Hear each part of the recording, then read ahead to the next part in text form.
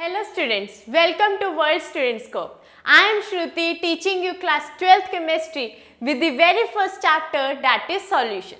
So this is part 2 of our chapter, that is solution. In the previous lecture, we discussed about the various type of concentration method. Right हमने पिछले lecture में हमने पढ़े थे कि concentration method पढ़े थे, बट हमने उससे पहले थोड़ा सा बेसिक पढ़ा था कि सॉल्यूशन क्या होता है. सॉल्यूशन क्या होता है? जब हम सॉल्यूट और सॉल्वेंट को डिसॉल्व करते हैं उसे हम सॉल्यूशन कहते हैं. राइट फिर सॉल्वेंट और सॉल्यूट क्या होता है? सॉल्वेंट जिसके क्वांटिटी सॉल्यूशन में सबसे ज़्यादा हो उसे हम सॉल्वेंट कहेंगे, और जिसकी क्वांटिटी कम हो उसको हम सॉल्यूट कहेंगे. राइट फिर हमने इसको डिफ्रेंशिएट किया था solid solution, liquid solution and gas solution में. Solid, liquid and gas solution में मतलब सॉलिड सॉल्यूशन जिसमें सॉलिड एज ए सॉल्वेंट हो, लिक्विड सॉल्यूशन जिसमें लिक्विड एज ए सॉल्वेंट हो, और गैस सॉल्यूशन जिसमें गैस एज ए सॉल्वेंट हो. ऐसे हमने स्टडी किए थे. Next was we started with the concentration of the solution. कि कंसंट्रेशन क्या होते हैं कि कितने नंबर ऑफ पार्टिकल्स या कितने नंबर ऑफ मोल्स, कितने नंबर ऑफ एटम्स एक सॉल्यूट के गिवन अमाउंट ऑफ सॉल्वेंट में प्रेजेंट है, उसे हम क्या कहते हैं? कंसंट्रेशन ऑफ सॉल्यूशन कहते हैं. उसमें हमने पढ़ने थे आगे के मेथड्स. सबसे पहले हमने मास परसेंट किया था. मास परसेंट को हम W/W से डिनोट करते हैं. ये क्या होता है कि हमें बताते हैं कि 100 ग्राम सॉल्यूशन में कितना सॉल्यूट या कितना सॉल्वेंट प्रेजेंट है. फॉर एग्जाम्पल अगर मैं बोलूँ 20%, राइट 20% बाय W/W. क्या कहने का मतलब है 20% W/W? मतलब 20% सॉल्यूट, ठीक है, 20 ग्राम सॉल्यूट 100 ग्राम सॉल्यूशन में प्रेजेंट है. 20 ग्राम सॉल्यूट 100 ग्राम सॉल्यूशन में प्रेजेंट है, ये हमें मास परसेंट कहते हैं. नेक्स्ट है वॉल्यूम परसेंटेज. वॉल्यूम परसेंटेज अगर मैं लिखूँ 20% V/V. V/V का मतलब क्या है? वॉल्यूम के अकॉर्डिंग, कि मतलब 20, अगर मैं बोलूँ 20 ml, ठीक है, 20 ml सॉल्यूट जो है वो 100 ml सॉल्यूशन में प्रेजेंट है. ठीक है, तो ये वॉल्यूम के रिस्पेक्ट में हो जाएगा. मतलब 20 ml जो हो गया मेरा सॉल्यूट, जो मेरे को ये गिवन है वो 100 ml सॉल्यूशन में प्रेजेंट है. ये मेरे को कौन बताता है? Volume percentage. यहाँ पे तो सिंपल था, ये वेट के अकॉर्डिंग लेंगे, मतलब मास के अकॉर्डिंग, और वॉल्यूम को हम वी के अकॉर्डिंग, ठीक है, mls के according. Now next is mass by volume percentage. मतलब एक कैटेगरी मेरी जो सॉल्यूट या सॉल्वेंट की कैटेगरी मुझे फाउंड आउट करनी है वो मास में गिवन होगी, और दूसरी कैटेगरी मतलब पूरा सॉल्यूशन जो होगा वो मेरे को वॉल्यूम परसेंटेज के अकॉर्डिंग गिवन होगा. अगर मैं बोलूँ 20% W/V का मतलब क्या है? 20 ग्राम ऑफ सॉल्यूट जो है वो 100 ml सॉल्यूशन में प्रेजेंट है. क्या मतलब है? पहले तो 20 ग्राम सॉल्यूट बाय वेट हो गया, और 100 ml सॉल्यूशन क्या हो गया? 100 ml सॉल्यूशन क्या हो गया? By volume. सो कहने का मतलब क्या है? जब 20 ग्राम सॉल्ट या हमारा 100 ml 100 ml मतलब वॉल्यूम के रिस्पेक्ट में 100 ml सॉल्यूशन में प्रेजेंट है, उस कंसेंट्रेशन को हम मास बाय वॉल्यूम परसेंटेज कहते हैं. और ये कंसेंट्रेशन हमारी जनरली कहाँ यूज होती है? फार्मेसी में. जब हम मेडिसिन क्रिएट कर रहे होते हैं तो हमारी ये परसेंटेज वैल्यू यूज की जाती है. Next is parts per million. Parts per million का मतलब क्या होता है? जब हम किसी चीज को ट्रेसेस में फाइंड आउट करते हैं. फॉर एग्जाम्पल ये मेरा इतना बड़ा कंटेनर है और उसमें मैं बोलूँ कि ये बस इतना सॉल्यूट प्रेजेंट है, ये 5 डॉट जितना, तो मैं क्या बोलूँगी? ट्रेसेस में प्रेजेंट है. और जब हम ट्रेसेस की बात करेंगे, ठीक है, तब हम पार्ट्स पर मिलियन की बात करेंगे. मतलब कि इंटू 10⁶, मतलब बहुत सारे पार्ट्स में जब हमारे छोटे ट्रेसेस में चीज रह जाती है उसे हम कहते हैं parts per million. So this was whole about the previous lecture part 1 कि हमने ये चीज स्टडी कर ली थी. In today's lecture we are going to start with the very first topic, that is mole fraction. Mole fraction की बात करेंगे हम. मोल फ्रैक्शन क्या कहलाता है कि देखो, मोल और फ्रैक्शन नाम से समझ में आ रहा है. मोल्स का फ्रैक्शन, ठीक है, नंबर ऑफ मोल्स का फ्रैक्शन। तो जब हम number of moles of solute मतलब कॉन्स्टिट्यूएंट निकालना मेरे को, या फिर सॉल्यूट निकालना है या सॉल्वेंट निकालना है, to the total moles present in a solution, ठीक है, हमने क्या बोला है कि जो मेरे को कॉन्स्टिट्यूएंट निकालना है to the total number of moles present in a solution, उसे हम क्या कहेंगे, mole fraction. So mole fraction of constituent मतलब कॉन्स्टिट्यूएंट कुछ भी हो सकता है, सॉल्यूट और solvent, is a fraction obtained by dividing number of moles, मतलब कितने नंबर ऑफ मोल्स उस कॉन्स्टिट्यूएंट के प्रेजेंट है, ठीक है, to the number of moles present in a solution, पूरे सॉल्यूशन में कितने उस कॉन्स्टिट्यूएंट के नंबर ऑफ मोल्स प्रेजेंट हैं, उसे हम मोल फ्रैक्शन कहेंगे। इसे हम और अच्छे से समझते हैं। सबसे पहले इसको हम एक ग्रीक लेटर से डिनोट करते हैं, दैट इज काई। ये थोड़ा सा एक्स के तरीके से होता है बट थोड़ा कर्वी सा एक्स होता है। क्या करेंगे हम, ऐसे कर्वी सा एक्स बनाएंगे, तो ये जो होता है हमारा काई होता है। इसको मोल फ्रैक्शन को हम काई से रिप्रेजेंट करते हैं और ये एक ग्रीक लेटर है, ठीक है, और इसकी कोई ऐसा यूनिट नहीं होती है। क्यों नहीं होगी, देखो mole fraction number of moles का ही फ्रैक्शन है, ऊपर भी नंबर ऑफ मोल्स है, नीचे भी नंबर ऑफ मोल्स है, ठीक है, तो दोनों तरफ से यूनिट्स कैंसिल आउट हो जाती है, इसलिए इसकी कोई ऐसा यूनिट नहीं होती। तो अगर हम इसकी डेफिनेशन के अकॉर्डिंग चले तो डेफिनेशन इसकी क्या कह रही है कि number of moles of constituent, जो हमें कॉन्स्टिट्यूएंट निकालने हैं उसके number of moles to the total number of moles present in a solution, उसे हम मोल फ्रैक्शन कहेंगे। अब सपोज किया मैंने कि अगर मेरा N1 जो है वो number of moles of solvent है, ठीक है, मैंने N1 को क्या ले लिया, number of moles of solvent, और N2 को ले लिया number of moles of solute, ठीक है, 1 मैंने सॉल्वेंट के ले लिया और 2 मैंने सोल्यूट के लिए ले लिया। तो अगर वो मेरे को कह रहा है कि मोल फ्रैक्शन निकालो सोल्यूट का, मोल फ्रैक्शन निकालो चलो सॉल्वेंट का, तो क्या आएगा, काई1। सबसे पहले तो काई1, क्योंकि सॉल्वेंट के लिए यूज कर रहे हैं तो हम क्या लिख देंगे, काई1। फिर उसे क्या हमारा स्टेटमेंट क्या कहती है, number of moles of constituent, number of moles of the constituent, मतलब कि N1 कितने नंबर ऑफ मोल्स है सॉल्वेंट के, डिवाइड किससे करेंगे, total number of moles present in a solution, कितने टोटल प्रेजेंट है, मतलब कि सॉल्यूट प्लस सॉल्वेंट करके आ जाएगा ना, टोटल आ जाएगा। तो बेसिकली वो क्या बोल रहा है कि मेरे पास सॉल्वेंट के मुझे निकालना है, तो N1 divided by total number N1 plus N2, तो ये मेरे पास हो गया काई1 की value, that is mole fraction of solvent. अगर मेरे को सॉल्यूट निकालना हो तो सिमिलर कैसे, काई2 number of moles of solute, ठीक है, divided by N1 plus N2। नीचे जो मेरे फैक्टर आता है वो सेम ही रहता है, ऊपर मेरा डिपेंड करेगा कि मेरे को कौन सा कॉन्स्टिट्यूएंट निकालना है, राइट। इधर आप देख सकते हो कि मेरे पास सॉल्यूट का कैसे निकाला, जो मेरे पास number of moles of solute उसको मैंने N2 डिनोट किया था, total number of moles in a solution. तो the sum of mole fraction, अब यहाँ से एक बहुत अच्छा कंक्लूजन आता है जो कॉम्पिटिटिव एग्जाम में बहुत काम आता है। वो क्या कह रहे हैं कि जो मोल फ्रैक्शन का सम होता है ना, मोल फ्रैक्शन का सम होता है मतलब कि सॉल्वेंट प्लस सॉल्यूट, वो हमेशा यूनिटी के बराबर होता है, मतलब 1 के बराबर होता है। अगर हम देखना चाहे तो हो भी सकता है, देखो N1 इसकी वैल्यू क्या होती है, N1 प्लस N2, इधर क्या आएगी N1 प्लस N2, राइट। तो अगर मैं एलसीएम लेती हूँ, यहाँ पे एलसीएम लूंगी तो क्या हो रहा है, N1 plus N2 divided by N1 plus N2, जिसे हम कैंसिल करेंगे comes out to B 1।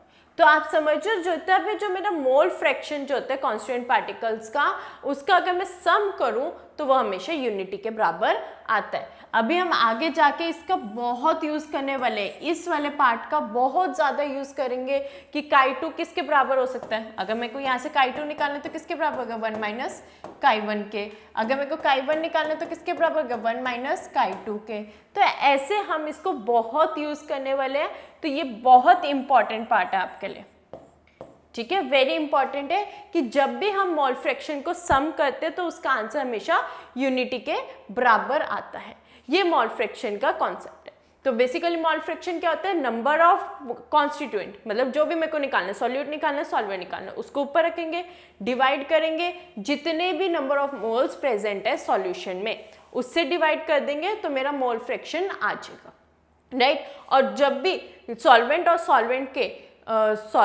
Solute के कॉन्स्टिट्यूएंट्स के, ठीक है, जो भी मोल फ्रैक्शन आता है उसको हम सम करते हैं तो वो हमेशा यूनिटी मतलब 1 के बराबर होता है, ठीक है।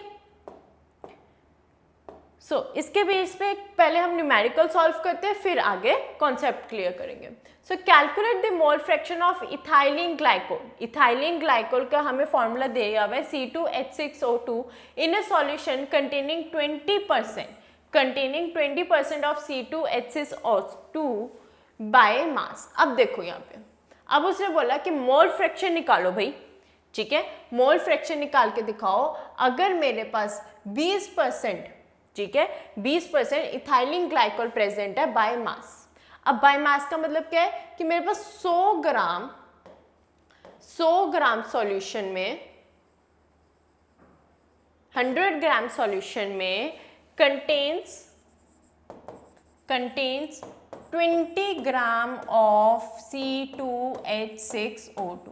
कहने का मतलब क्या है, बाय मास का मतलब क्या है, अगर मेरे पास 100 ग्राम सॉल्यूशन है तो उसमें 20 ग्राम तो मेरा इथाइलिन ग्लाइकोल प्रेजेंट है, ठीक है। उसे क्या कहला, मोल फ्रैक्शन निकालो इथाइलिन ग्लाइकोल का। चलो जी, अब मैं क्लास 11th पे वापस जाते हैं तो क्लास 11th में क्या कहता था मोल का सेट कि जो नंबर ऑफ मोल्स होता है उसको निकालने का फॉर्मूला होता है गिवन मास अपॉन में मोलर मास, ठीक है। गिवन मास अपॉन मोलर मास मतलब कि जो हमें कंपोनेंट में गिवन है कि मैंने इतना यूज किया वो, और एग्जैक्ट वैल्यू जो होती है एक मॉलिक्यूल की वो, तो ये होती है, ठीक है। वही फॉर्मूला मैंने यहाँ पर यूज किया कि जो नंबर ऑफ मोल्स कैसे निकाल लिया मैंने, गिवन मास अपॉन मोलर मास।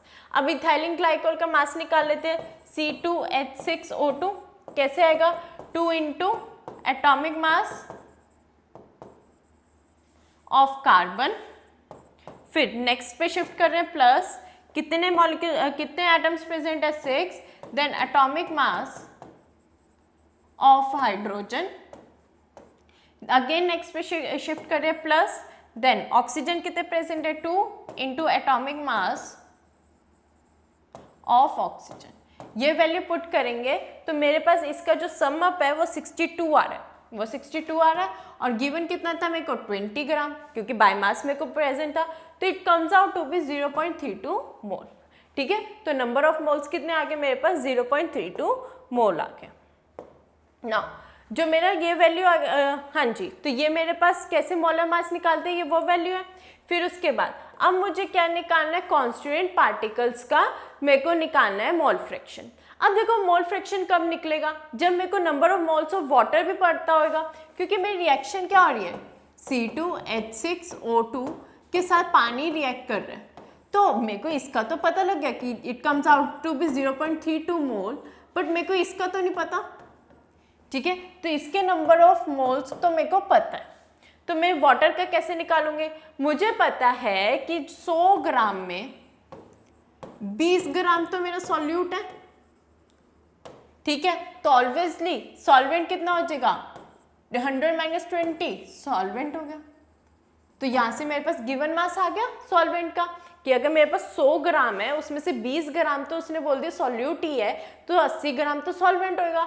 तो मैंने 80, और मेरे को पता है मोलर मास क्या होता है वाटर का, 18 डिवाइडेड किया तो 4.44 मोल आ गया, ठीक है। तो ये मेरे पास आ गया इसका नंबर ऑफ मोल्स, ठीक है। अब मुझे इथाइलिन ग्लाइकोल का निकालना था, ठीक है। तो मैंने क्या किया, यहाँ पे मोल फ्रैक्शन ऑफ वाटर लेंगे। मोल फ्रैक्शन ऑफ वाटर क्या आता है, N1 upon N1 plus N2, मतलब number of constituent particles of हमारा पानी, ठीक है, that is water divided by total number of moles in a solution. तो वैल्यूज पुट करेंगे, यहाँ पे मेरे 4.44 आई थी वो, फिर N1 की वैल्यू मेरे पास 4.44 और N2 की वैल्यू मतलब सॉल्यूट की वैल्यू थी 0.32, वो वैल्यू पुट करें, ये आंसर आया। सिमिलरली इथाइलिन ग्लाइकोल का भी सेम फॉर्मूला लगाएंगे कि number of constituent particles of solute divided by total number of particles present in a solution, तो ये 0.32 divided by this comes out to be this. Simple.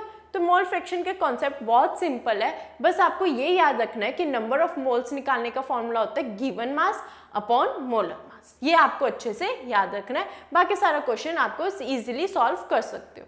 अच्छा, अब देखो इसको मैं शॉर्टकट तरीके से भी कर सकती थी। कैसे? मेरे को पता है कि chi1 प्लस chi2 की वैल्यू 1 के बराबर होती है ना। तो मेरे पास अगर मेरे पास chi2 की वैल्यू सपोज कर ली कि ये आ गई थी, तो मेरी chi1 की वैल्यू आ सकती थी आपसे इज इक्वल्स टू 1। तो chi1 is equals to 1 minus 0.93, तो ये मेरे पास आ जाते 0.068। समझ में आई? तो मैं इधर से भी ऐसे शॉर्टकट लगा के ये मेथड से आंसर निकाल सकती हूँ। It's all up to you कि आपको कौन सा मेथड यूज करना है। अगर आपको लॉन्ग यूज करना है आप लॉन्ग भी यूज कर सकते हैं, वेल डिफाइंड। और अगर आपको शॉर्टकट से यहाँ पे अगर इसका सम जो है सम वैल्यू लेके यूज करना है तो आप वो भी कर सकते हो। It all depends on you, ठीक है। बट आपको ये याद रखना है कि नंबर ऑफ मोल्स का फॉर्मूला क्या होता है? गिवन मास अपॉन मोलर मास, राइट। और मोल्स को निकालने के लिए, मोल फ्रैक्शन निकालने के लिए फॉर्मूला क्या है? n1 अपॉन में n1 प्लस n2, मतलब कि जो भी हमें कांस्टेंट पार्टिकल्स निकालने हैं वो डिवाइडेड बाय जितने भी पार्टिकल्स प्रेजेंट है सॉल्यूशन में उसके। तो this was all about the mole fraction. Next is molarity. अब हमारे पास दो यूनिट्स आती है, एक आती है मोलैरिटी और दूसरी आती है मोलैलिटी, ठीक है। मोलैरिटी कौन सी कॉन्सेप्ट होती है? वो कॉन्सेप्ट मोलैरिटी होती है जिसमें हम उसके वॉल्यूम के रिस्पेक्ट में बात करेंगे। नाम पे सिर्फ R और L का फर्क है, मोलैलिटी और मोलैरिटी में सिर्फ R और L का फर्क है, इसलिए बिल्कुल ध्यान से पढ़ना कि मोलैरिटी में हम किसकी बात करेंगे? वॉल्यूम की बात करेंगे। इसमें हम क्या लेते हैं? Number of moles of solute. इसमें वेल डिफाइंड है कि हम number of moles of solute लेंगे to the volume of 1 litre, ठीक है। कि सॉल्यूशन 1 लीटर सॉल्यूशन में कितने नंबर ऑफ मोल सॉल्यूट के प्रेजेंट है, ये हमारा जो होता है मोलैरिटी होता है। कि 1 लीटर सॉल्यूशन में कितना सॉल्यूट प्रेजेंट है उसे हम मोलैरिटी कहते हैं। So molarity of a solution is defined as the number of moles of solute. कैसे? कि कितने नंबर ऑफ सॉल्यूट प्रेजेंट है dissolve per litre of solution. 1 litre solution में कितने नंबर ऑफ सॉल्यूट्स प्रेजेंट है उसे हम मोलैरिटी कहते हैं। अब मोलैरिटी को हम कैपिटल M से डिनोट करते हैं, ठीक है। मोलैरिटी को हम कैपिटल M से डिनोट करते हैं। तो मोलैरिटी का फॉर्मूला होता है M equal to number of moles of solute, कितना सॉल्यूट प्रेजेंट है, to the volume of solution. 1 litre solution में कितना नंबर ऑफ सॉल्यूट प्रेजेंट है इनटू 100। सॉरी, मोलैरिटी के केस में हम 100 से मल्टीप्लाई नहीं करते, mole fraction sorry percentage value थोड़ा ना निकाल रहे। तो ये हमारे पास फॉर्मूला होता है कि number of moles of solute, कितना सॉल्यूट प्रेजेंट है 1 लीटर सॉल्यूशन में, वो हमारा मोलैरिटी कहलाता है। ये 100 नहीं आएगा, ठीक है। सो स्किप दैट, ठीक है। तो क्या आएगा? मोलैरिटी क्या होता है? Number of moles of solute, कितना सॉल्यूट प्रेजेंट है 1 लीटर सॉल्यूशन में, ये मेरी मोलैरिटी होती है। और मोलैरिटी को हम कैपिटल M से डिनोट करते हैं। अच्छा चलो इसकी ऐसा यूनिट निकालते हैं। तो मेरे पास वॉल्यूम किस में होता है? मीटर क्यूब में, है ना। और नंबर ऑफ मोल्स किस में हम निकालते हैं? ग्राम पर मोल में, ग्राम पर मोल में। तो क्या हो गया ये? ग्राम पर मोल पर मीटर क्यूब, राइट। सो अच्छा, अब देखो number of moles of solute निकालने का फॉर्मूला क्या होगा? Given mass of solute to the molar mass of solute, है ना। Given mass of solute to the molar mass of solute, ये मेरे पास क्या है? Number of moles of solute निकालने का फॉर्मूला। तो मैंने इस वैल्यू को अपना जो फॉर्मूला था उसमें पुट कर दिया। फॉर्मूला क्या था मेरे पास? M is equals to number of solute divided by 1 litre of solution, ये था। अब मैंने इस नंबर ऑफ सॉल्यूट की जगह ये वैल्यू पुट कर दी कि मास of solute divided by molar mass of solute, ये इतनी वैल्यू आ गई। और वॉल्यूम को लीटर में ले लिया। तो ये आपके दो फॉर्मूले बन गए, एक ये और एक ये। दोनों को आपको टिप्स पे याद रखना है कि जो मेरा मोलैरिटी होता है वो बेसिकली होता है number of moles of solute to the 1 litre of solution. 1 litre solution में कितना सॉल्यूट प्रेजेंट है वो मेरा मोलैरिटी कहलाता है। और फिर number of moles of solute निकालने का फॉर्मूला होता है given mass of solute to the molar mass of solute.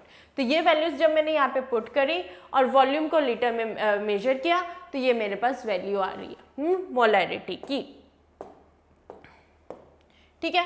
अब इसके बेस पे एक क्वेश्चन करते हैं, मोलैरिटी को अच्छे से क्रिस्टल क्लियर करते हैं। That is a solution of sulphuric acid having 4.9 ग्राम। उसने बोला एक सॉल्यूशन है सल्फ्यूरिक एसिड में जिसमें 4.9 gram of it dissolve in 500 centimetre cube, कि एक सॉल्यूशन में, जो कि एक सॉल्यूशन जो है मेरा 500 सेंटीमीटर क्यूब का सॉल्यूशन है, उसमें 4.9 ग्राम का सल्फ्यूरिक एसिड मैंने डिजॉल्व किया है। ठीक है, मोलैरिटी मेरे को निकालनी है। ठीक है, तो मेरे को देखो ये क्या दिया हुआ है, 4.9 ग्राम जो है वो given mass of sulphuric acid है, given mass of sulphuric acid है, और जो मेरे को 500 सेंटीमीटर क्यूब दिया है वो क्या है, वॉल्यूम ऑफ सॉल्यूशन। समझ आई कि जो मेरे पास 4.9 ग्राम है वो given mass of sulphuric acid है, और जो 500 सेंटीमीटर क्यूब जो दिया हुआ है वो मेरे को पास वॉल्यूम ऑफ सॉल्यूशन है। ठीक है, तो इधर से अब हम निकालते हैं। अब मेरे को पता है कि मेरे को वॉल्यूम तो लीटर में चाहिए। ठीक है, तो 1000 सेंटीमीटर क्यूब 1 लीटर के बराबर होता है, तो 500 सेंटीमीटर क्यूब कितना हो जाएगा, अगर 1000 1 के बराबर है तो 500 कितने के बराबर हो जाएगा, सिंपल यूनिटरी मेथड लगाएंगे, ये नंबर आगे आके मल्टीप्लाई होगा, ये डिवाइड हो जाएगा into 1, comes out to be 0.5। ठीक है, मेरे पास क्या आ गया, 0.5 लीटर मेरे पास वॉल्यूम आ गई। अब नेक्स्ट क्या है, मेरे को क्या गिवन है, गिवन मास मेरे को 4.9 ग्राम दिया हुआ है, और मोलर मास ऑफ सॉल्यूट जो है वो 98 ग्राम पर मोल होता है। डैट इज जो सल्फ्यूरिक एसिड का जो मेरे पास मोलर मास होता है वो 98 ग्राम होता है। ठीक है, अब मेरे को फॉर्मूला पता है, molarity is equals to given mass of solute to the molar mass of solute into volume in litres. तो गिवन मास कितना था 4.9, मोलर मास ऑफ सॉल्यूट कितना था 98, और मैंने अभी पिछले ही स्लाइड में क्या किया है, ये मेरे पास क्या निकला है, वॉल्यूम निकला है लीटर के अंदर, तो वो निकाला, वो वैल्यू पुट करी, आंसर आया 0.1 मोल पर लीटर। 0.1 मोल पर लीटर, ये हमारी मोलैरिटी आ गई। ठीक है, आई होप आपको मोलैरिटी का भी कॉन्सेप्ट क्लियर हो गया होगा। मोलैरिटी क्या होती है कि 1 लीटर सॉल्यूशन में कितना सॉल्यूट प्रेजेंट है, ये हमारी मोलैरिटी होती है। ठीक है, 1 लीटर सॉल्यूशन में कितना सॉल्यूट प्रेजेंट है, ये मेरी मोलैरिटी कहलाती है। अब नेक्स्ट है मोलैलिटी, LAL। ठीक है, एक है LAR, एक है LAL। तो मोलैलिटी भी नंबर ऑफ सॉल्यूट की ही बात करती है, बट 1 किलो सॉल्वेंट में। ये किस में, मेरी मोलैरिटी किस में बात करी है, 1 लीटर सॉल्यूशन में। मोलैलिटी किस में बात करी है, 1 किलो मतलब 1 kg ऑफ सॉल्वेंट में बात करी है। 1 kg ऑफ सॉल्वेंट में जब हमारे कितने नंबर ऑफ सॉल्यूट प्रेजेंट है वो पूछा जाए तो वो मोलैलिटी कहलाती है। 1 किलो सॉल्वेंट में कितना सॉल्यूट प्रेजेंट है उसे हम मोलैलिटी कहलाते हैं। तो मोलैलिटी मेरी स्मॉल m से डिनोट की जाती है, मोलैलिटी को मैं स्मॉल m से डिनोट करती हूँ। तो क्या है इसका formula, number of moles of solute present in 1 kg of solvent. 1 kilo solvent में कितने नंबर ऑफ सॉल्यूट प्रेजेंट है, ये मेरा मोलैलिटी कहलाता है। 1 किलो सॉल्वेंट, 1 किलो सॉल्वेंट, याद भी रखना इसमें कि मेरा 1 किलो सॉल्वेंट की ही बात लेंगे कि 1 किलो सॉल्वेंट में कितना सॉल्यूट प्रेजेंट है, उसको हम क्या कहते हैं, मोलैलिटी।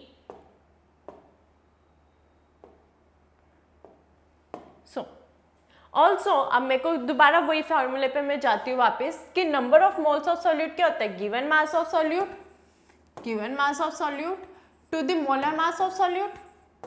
ये मेरे पास वैल्यू है कि मेरे पास number of moles of solute क्या होता है, given mass of solute to the molar mass of solute, ये होता है। मैंने यही वाली वैल्यू दोबारा अपने न्यूमेरिकल में पुट करी तो उसमें क्या आया, मोलैलिटी क्या हो गया, given mass of solute to the molar mass of solute into mass of solvent in kg। ठीक है, मतलब कि सॉल्वेंट का मास हमने kg में लिया, ये वाली वैल्यू पुट कर दी और नीचे मल्टीप्लाई हो गया। सिमिलर वही मोलैलिटी में जैसे हमने किया था ना, वही चीज है कि गिवन उस नंबर ऑफ सॉल्यूट की जगह हमने क्या लिख दिया, given mass of solute upon में मोलर मास ऑफ सॉल्यूट, और मल्टीप्लाई हो रहा है, डिवाइड नहीं हो रहा। प्लीज बी केयरफुल हियर कि मल्टीप्लाई हो रहा है मास ऑफ सॉल्वेंट इन kg। ठीक है, हमने यहाँ पे सॉल्वेंट का मास लेना है 1 किलो। अब एक और हम क्वेश्चन करते हैं ताकि हमारा मोलैलिटी भी बिल्कुल अच्छे से क्लियर हो जाए। That is a solution of anhydrous sodium carbonate। एक मेरे पास वैल्यू दी हुई है कि जो सोडियम कार्बोनेट है उसका मोलर मास देखो दिया हुआ मेरे को, मोलर मास 106 है, ठीक है, having 1.325 of it dissolved in 250 gram of water. मतलब कि ये क्या है, सॉल्वेंट का मास दिया हुआ है, सॉल्वेंट का मास दिया हुआ है, ये सॉल्यूट का मोलर मास दिया हुआ है, मोलर मास दिया हुआ है ऑफ सॉल्यूट, और ये क्या है, गिवन मास ऑफ सॉल्यूट, ये क्या है, गिवन मास ऑफ सॉल्यूट। अब हमें मोलैलिटी निकालनी है। देखो अब 1000 ग्राम जो होता है वो 1 kg के बराबर होता है, तो 250 ग्राम कितने के बराबर आ जाएगा, 250। Simple unitary method divided by 1000, 0 से 0 cancel, comes out to be 0.25 kg। मेरे पास आ गया केजी में वैल्यू। अब मेरे को पता है number of moles of solute क्या होते हैं, गिवन मास अपॉन मोलर मास। गिवन क्या था 1.325 और मोलर मास क्या था 106, ठीक है, ये वैल्यू आ गई। अब मेरे को पता है मेरे पास मोलैलिटी क्या होती है, number of moles of solute divided by mass of solvent. तो number of moles of solute क्या है, ये वैल्यू, डिवाइड किया मैंने mass of solvent, that comes out to be 1.025। Value put करी, क्या आ जाएगा मेरे पास 0.05 मोल पर केजी, क्योंकि अभी लीटर की बात नहीं हो रही, केजी मास की बात हो रही है, तो हम मोल पर केजी लेंगे। मोलैरिटी में हमने क्या ली थी, मोलैरिटी में क्या ली थी, मोल पर लीटर, लेकिन मोलैलिटी में क्या लेंगे, मोल पर केजी, ठीक है। आई थिंक आपको मोलैलिटी भी क्लियर हो गया, ठीक है। एक बार और रिवाइज करते हैं कि हमारे पास आज हमने क्या क्या पढ़ा। सबसे पहली चीज हमने पढ़ी थी मोल फ्रैक्शन, ठीक है। मोल फ्रैक्शन क्या होता है, नंबर ऑफ कॉन्स्टिट्यूएंट पार्टिकल्स, कौन सा कॉन्स्टिट्यूएंट निकालना है, सॉल्यूट निकालना है, सॉल्वेंट निकालना है, उसका पार्टिकल के number of moles to the total number of moles present in a solution. एक सॉल्यूशन में कितने नंबर ऑफ मोल्स प्रेजेंट है टू द, उससे डिवाइड कर देते हैं तो हमारे मोल फ्रैक्शन आ जाता है। Next is molarity. मोलैरिटी क्या होता है कि 1 लीटर सॉल्यूशन में कितने नंबर ऑफ सॉल्यूट प्रेजेंट है, 1 लीटर सॉल्यूशन में कितना मेरे पास सॉल्यूट के पार्टिकल्स प्रेजेंट है, मतलब मोल्स प्रेजेंट है, उसे हम कहते हैं मोलैरिटी। और मोलैरिटी को हम कैपिटल एम से डिनोट करते हैं, जिसकी एसआई यूनिट होती है मोल पर वॉल्यूम, मोल पर लीटर, ठीक है। मोल पर लीटर जो होती है वो हमारी वैल्यू होती है किसकी, मोलैरिटी की। मोलैलिटी क्या कहती है कि 1 किलो सॉल्वेंट में कितना सॉल्यूट प्रेजेंट है, वो मेरी मोलैलिटी कहलाती है, ठीक है। अब इसको हम स्मॉल m से डिनोट करते हैं और इसकी एसआई यूनिट होती है मोल पर केजी। अब एक क्वेश्चन आता है कि मोलैरिटी और मोलैलिटी में से कौन सी बेटर यूनिट है, मोलैरिटी और मोलैलिटी में से कौन सी बेटर यूनिट है। तो अगर हम बेटर यूनिट की बात करें तो मोलैलिटी है। अब देखो मोलैलिटी क्यों, मोलैलिटी में हम किसकी बात कर रहे हैं, किलो सॉल्वेंट की, मास की बात कर रहे हैं, और हमें पता है कि मास कहीं पे भी चेंज नहीं होता, चाहे वो अर्थ हो चाहे वो मून हो, मास कहीं पे भी चेंज नहीं होता। बट मोलैरिटी के केस में हम किसकी बात करते हैं, वॉल्यूम की, और वॉल्यूम जो होता है वो टेम्परेचर डिपेंडेंट होता है, टेम्परेचर डिपेंडेंट होते हैं, मतलब कि हर एक जगह पे डिफरेंट वॉल्यूम देगा। मे बी यहाँ पे आज टेम्परेचर डिफरेंट है तो वॉल्यूम डिफरेंट देगा, और अगर मैं किसी फॉरेन कंट्री में चली जाऊँ वहाँ पे टेम्परेचर डिफरेंट है, फॉर एग्जांपल वहाँ गर्मी है, ठीक है, या सर्दी चल रही है, तो वहाँ का वॉल्यूम में डिफरेंस आ जाएगा, ठीक है। तो वॉल्यूम में डिफरेंस आने के वजह से मोलैरिटी जो है वो हर एक जगह सेम नहीं हो पाती। बट जब मोलैलिटी की बात की जाए और उसमें मास की बात की जाए, दोनों जगह मास की बात की जाए, तो मेरी मोलैलिटी बिल्कुल सेम आती है, क्योंकि मास कहीं पे भी चेंज नहीं होता। इसलिए मोलैलिटी को हम एक्सप्रेस करते हैं as a better unit. Molality considered to be a better unit for expressing the concentration because molarity of solution depends upon temperature. बात वही आ गई कि मोलैरिटी जो है वो टेम्परेचर पे डिपेंड करती है, मोलैरिटी हमेशा टेम्परेचर पे डिपेंड करेगी, क्योंकि वॉल्यूम जो है, जो उसके अंदर वॉल्यूम है वो टेम्परेचर डिपेंडेंट है, क्योंकि मोलैरिटी क्या होता है, नंबर ऑफ सॉल्यूट अपॉन में 1 लीटर ऑफ वॉल्यूम। तो जो ये मेरा वॉल्यूम है वो मेरे टेम्परेचर पे डिपेंड करता है, इस वजह से मोलैरिटी टेम्परेचर डिपेंडेंट होती है और टेम्परेचर के चेंज होने से मोलैरिटी में भी चेंजेस आती है।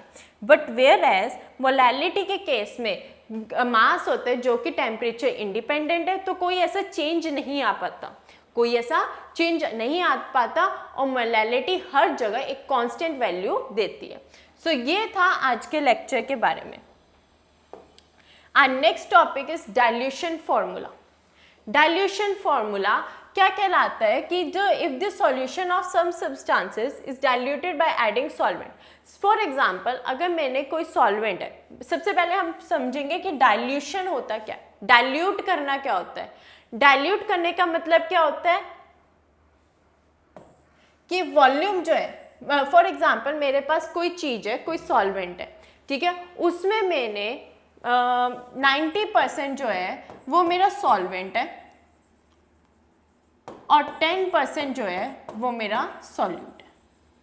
जब ऐसी कंडीशन हो जहाँ पे सिर्फ 10%, ठीक है, बहुत मतलब थोड़ी सी क्वांटिटी में सॉल्यूट हो और बहुत ज़्यादा सॉल्वेंट हो, तो वो डाइल्यूटेड सॉल्यूशन कहलाता है, ठीक है। और अगर मेरे को कोई चीज़ को डाइल्यूट करना है और मैं फिर दो चीज़ को मिक्स करूँगी, दो डिफरेंट वॉल्यूम्स को मिक्स कर दूंगी और वो it comes out to be molarity and normality के केस में।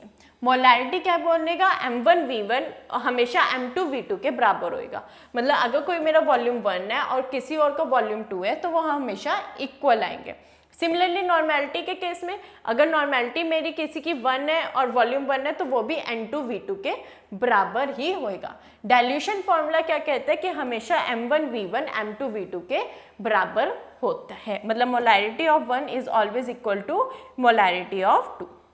अब हम कुछ न्यूमेरिकल्स परफॉर्म करते हैं ताकि हमारा कॉन्सेप्ट और अच्छे से क्लियर हो जाए, ठीक है। अभी तक की थ्योरी आई थिंक आप सबको बिल्कुल अच्छे से क्लियर होगी, मोल फ्रैक्शन, मोलैरिटी, मोलैलिटी, ये सब कुछ अभी तक की कंसंट्रेशन निकालने के मेथड से। अब हम कुछ न्यूमेरिकल्स करते हैं ताकि और अच्छे से हमारा टॉपिक क्लियर हो। कैलकुलेट द मोलैरिटी, पहला क्वेश्चन है कि हमें मोलैरिटी निकालनी है एक सॉल्यूशन की जिसमें 5 ग्राम NaOH है 450 ml सॉल्यूशन में। बहुत सिंपल क्वेश्चन है, 5 ग्राम क्या है, गिवन मास, गिवन मास दिया हुआ है और सॉल्यूशन कितना है मेरे पास 450 ml, दैट इज मतलब ये मेरे पास वॉल्यूम गिवन है ना। तो मेरे को मोलैरिटी निकालनी है, तो मोलैरिटी कैसे निकालेंगे, मोलर मास निकालेंगे पहले NaOH का, ठीक है। सोडियम सोडियम हाइड्रोक्साइड का हम पहले इसका मोलर मास निकालेंगे। तो सोडियम का मास होता है 23, फिर ऑक्सीजन पे शिफ्ट करें तो +16, देन हाइड्रोजन पे शिफ्ट करें तो +1, तो it comes out to be 40 gram, ठीक है।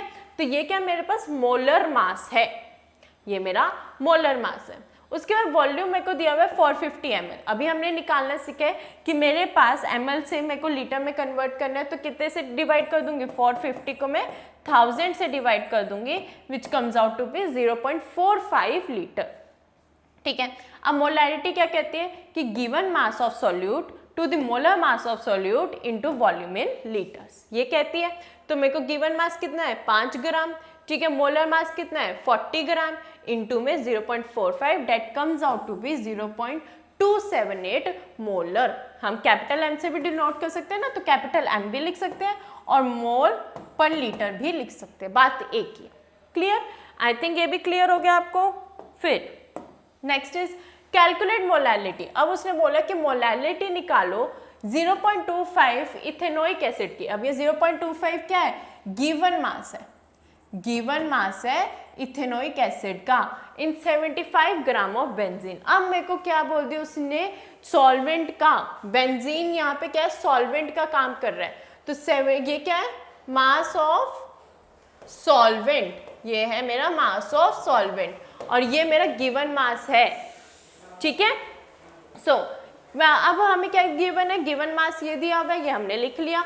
मोलर मास निकालेंगे इथेनोइक एसिड का, इथेनोइक एसिड का हमें फॉर्मूला दिया हुआ है CH3C+H। तो कार्बन का होता है हमारे पास 12, हाइड्रोजन 3:1, देन कार्बन पे फिर जाएंगे 12, ऑक्सीजन का 16, फिर दोबारा 16, फिर +1।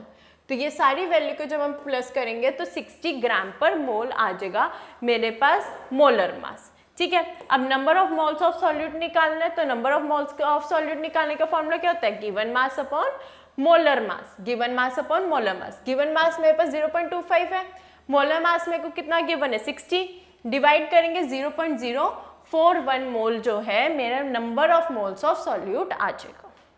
अब मेरे को मोलालिटी निकालने स्टूडेंट्स, यहाँ पे आप प्लीज एडिट इट, यहाँ पे मोलालिटी हम स्मॉल m से डिनोट करते हैं, तो यहाँ पे स्मॉल m आएगा, क्लियर। तो यहाँ पे स्मॉल m आएगा, कैपिटल M नहीं आएगा। तो number of moles of solute to the mass of solvent in kg, ये मेरे पास फॉर्मूला है। तो number of moles of solute कितना है 0.041 और kg में निकालना है, तो मैंने क्या किया 75 को 1000 से डिवाइड करते हैं ना, ये कैसे आएगा, इससे वैल्यू क्या आएगी इसकी 0.041 डिवाइडेड बाय 75,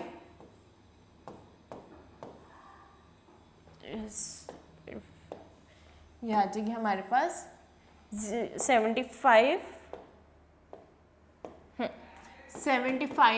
डिवाइडेड बाय 1000। तो ऑब्वियसली हमें पता है कि ये रेसिप्रोकल हो जाता है, तो 1000 ये ऊपर चला गया, तो 0.041 into 1000 divided by 75 which comes out to be 0.55 mole per kg. ठीक है, तो ये हमारे पास मोलैलिटी निकालने का तरीका है। मेरे को गिवन मास दिया हुआ था, मेरे को इस बार सॉल्वेंट पानी ना देके बेंजीन दे दिया, तो मैंने उसको 75 ग्राम लिया, वहाँ से मैंने गिवन नंबर ऑफ मोल्स निकाले और फिर मैंने उसको सॉल्वेंट के मास से डिवाइड कर दिया, तो सिंपल मेरे पास ये आंसर आ गया। Next is calculate the mass percentage of benzene, benzene का मास परसेंटेज निकालो एंड कार्बन टेट्राक्लोराइड का, ठीक है, in 22 gram, if 22 gram of benzene is dissolved in 122 gram of carbon tetrachloride. ठीक है, उसने क्या कहा कि मास परसेंट निकाल के दिखाओ। मास परसेंट क्या होता है, जिस कंपोनेंट का मास निकालना होता है वो टू द टोटल मास